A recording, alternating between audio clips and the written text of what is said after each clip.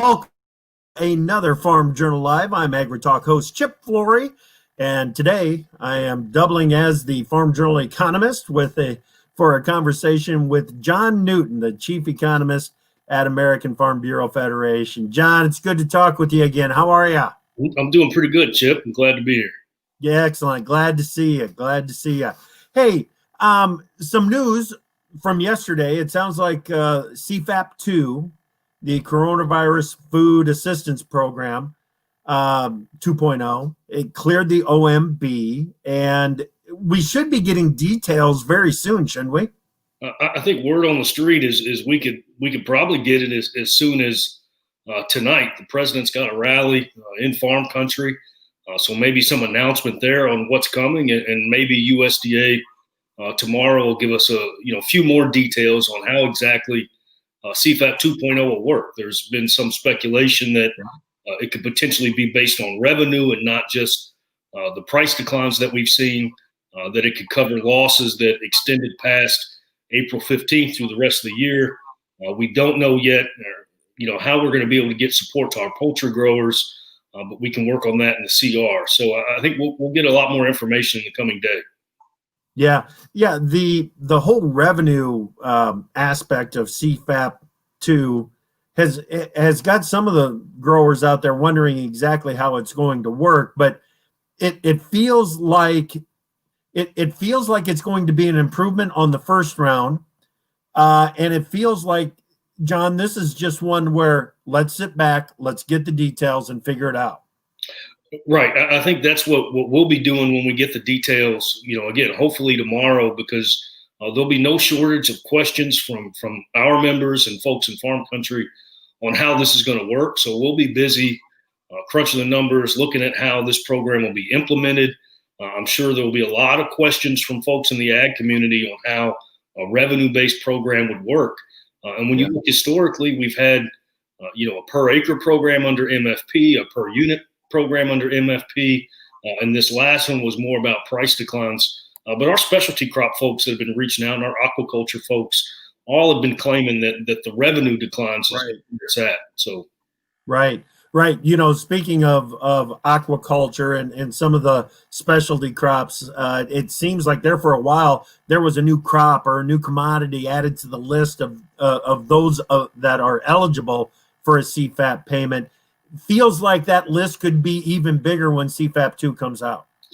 I mean, I've gotten so many calls from producers who've been negatively impacted by coronavirus, whether they're raising, they've got high quality hay and there are no rodeos anymore. Whatever the case may be, folks need help. And we did work through USDA's notice of funding availability. We work with all our state farm bureaus, and we identified several pages worth of commodities that using USDA data, we could demonstrate qualified for the first round of CFAP. And USDA did include a lot of those commodities through several different notice of funding availabilities and new announcements. So hopefully this next round captures some additional folks that still desperately need support. Yeah, absolutely. Might there be some help for processors in this? And let's stay with food for right now on the food processing side.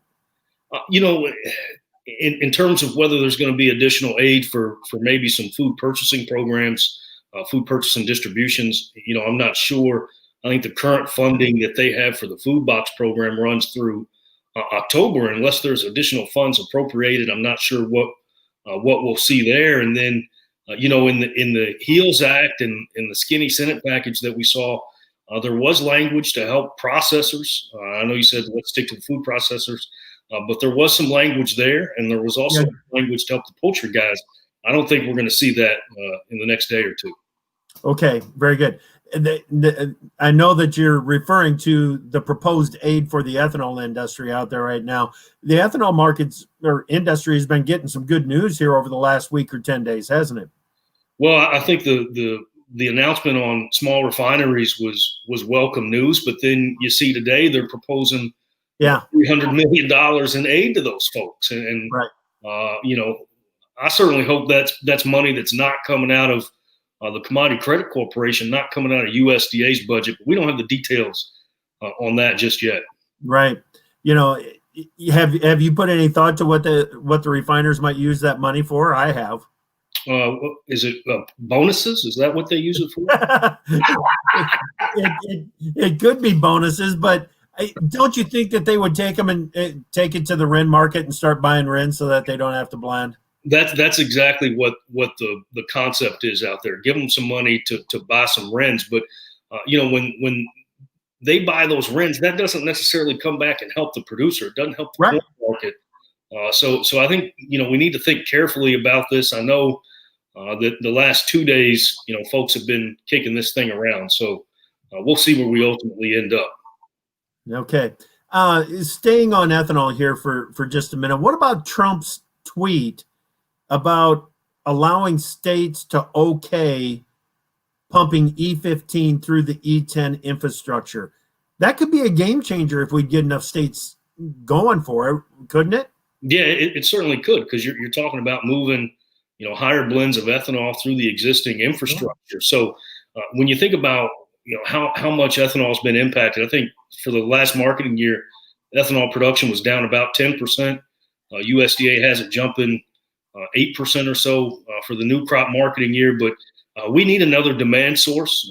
The ethanol export market is certainly something that folks are looking to. But, before we jumped on, we were talking about Seth Meyer. He and I talk all the time. We're trying to figure out where's the next big demand boost for agriculture? Where's the next big income generator? Maybe it's these 20 million metric tons of corn that China's going to buy, but we got to do something now. Yeah, there's some big numbers, and seems to be a moving target on just exactly how much corn China is going to buy. I talked to Steve Freed from ADM Investor Services about that topic this morning on the AgriTalk. So if you're interested in taking a look at that, everybody, just go to agritalk.com and check out the conversation that we had with him. You mentioned the 300 million potentially to refiners. Where does that money come from? CCC funding. Talked to Congressman Thompson from Pennsylvania this morning. He was he was very specific in saying that it looks like after CFAP 2 that we could see the CCC funds down to $2 billion. Yeah, we ran some numbers just trying to figure out, where we're at on the CCC. And when you think about their $30 billion in appropriated money each year, you think about how much already went out for farm bill programs and conservation programs, the CFAP program, the next CFAP program. You're exactly right. We're looking at probably somewhere in the neighborhood of $2 billion left. And I was just crunching numbers. We got $5 billion that needs to go out for PLC alone in the coming years. So USDA will run out of money if we don't get what's called an anomaly in the continuing resolutions, which means as soon as we get the CR, the CCC is immediately replenished instead of having to wait several months. We don't want USDA to run out of money at a time when the farm economy is on the ropes. Yeah, boy, you got that right. John, speaking about the PLC, I loved your map showing the potential PLC payments on a state-by-state basis. It means so much to the economies in those states. It certainly does. I mean, you look at one of the big commodities is going to be wheat. I think somewhere in the neighborhood of 1.7 to $2 billion in wheat payments, about $30 an acre. Certainly for our cotton producers, there's a lot of support there. Nearly $1 billion for corn producers. Now you got to have base acres, but for those folks that have corn, wheat, cotton, peanut base acres, PLCs, that's going to be much needed financial assistance for those folks to offset the low commodity prices. Yeah, no doubt about that, man. So, John, when you think about the PLC payments, just the farm bill payments in general, those safety net payments, then the MFP and the COVID payments, the CFAP payments, how is all of this going to be? How might all of these payments influence the next round of farm bill talks? I think it's certainly something that we're going to have to talk about. But, when we were doing the 18 Farm Bill, I don't think anybody ever thought you'd see a global pandemic that disrupts the entire global economy. For agriculture, we had a supply chain built for restaurants, and we got a supply chain built for groceries. Those two don't overlap very well, and we've seen that.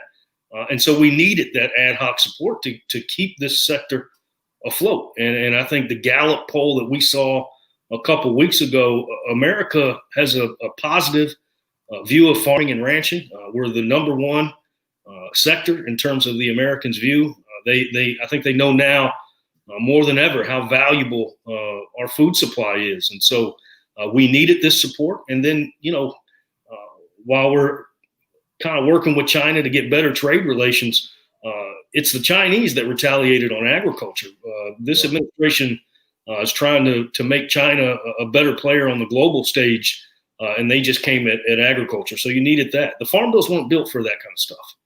Yeah, you got that right. That is exactly right. Hey, where are we with the ag economy in the recovery from the COVID canyon that we all fell into here, John? I mean, are we just getting started? Are we well into it? Where do you think we stand on that?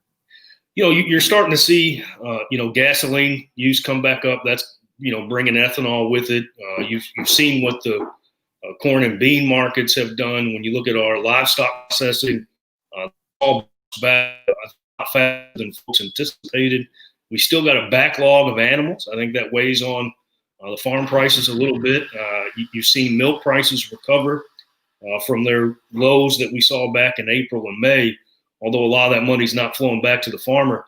But I was looking at retail data.